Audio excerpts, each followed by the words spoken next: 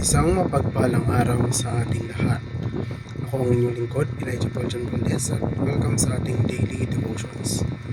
Ang ating verse for the day ay nasa Roma chapter 5 verse 1. Sinasabi dito na, sapagkat napawalang sala na tayo sa pamamagitan ng ating pananampalataya, mayroon na tayong mapayapang ugnayan sa Diyos sa pamamagitan ng ating Panginoong Kristo.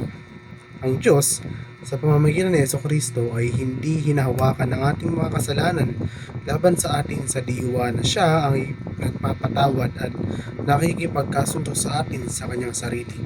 Sa halip, napanagutin tayo sa ating mga nakaraang paglabag, ito ay madalas na nauugnay sa konsepto ng biyaya at awa ng Diyos.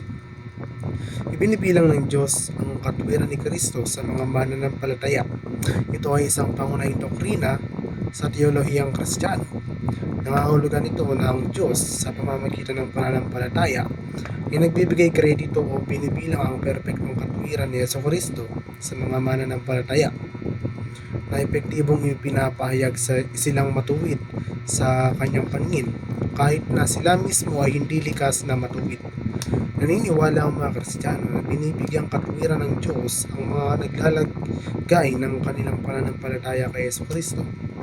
Nangangahulugan ito na ipinahayag ng Diyos na matuwid ang mga mananampalataya, hindi dahil sa kanilang sariling mabubuting gawa, kundi dahil sa kanilang pananampalataya sa nagbabayad salang sakripisyo ni Kristo.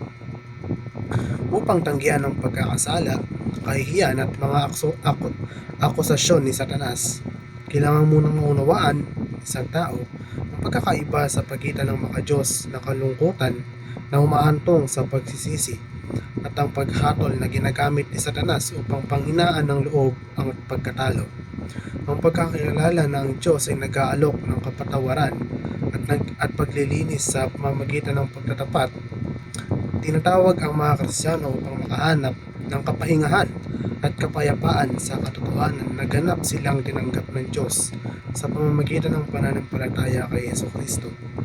Ang pagtanggap na ito ay hindi batay sa personal na merito o mga gawa, ngunit sa biyaya at pag-ibig ng Diyos. Ito ay isang katotohanan na nagpapahintulot sa mga mananampalataya na maranasan ang kalayaan mula sa pagsusumikap para sa pagtanggap at mamuhay sa katiyakan ng pag-ibig at pagpapatawad ng Diyos. Ang pagsasaya sa ating kalayaan at bagong pagkakakilanlan kay Kristo ay nangahulugan ng pagdiriwang ng pagpapalaya mula sa kasalanan at kamatayan na ibinigay ng sakripisyo ni Kristo at pagyakap sa pagbabagong buhay na dulot ng pagiging tagasunod ni Jesus. Ito ay tungkol sa pagkilala na ang ating kahalagahan at layunin ay matatagpuan sa ating kaugnayan sa Diyos sa pamamagitan ni Kristo, hindi sa ating nakaraan o kasalukuyang mga kalagayan. Muli, ako ang inyong lingkod, Elijah Paul John Valdez, at dito na nagtatapos sa daily devotions.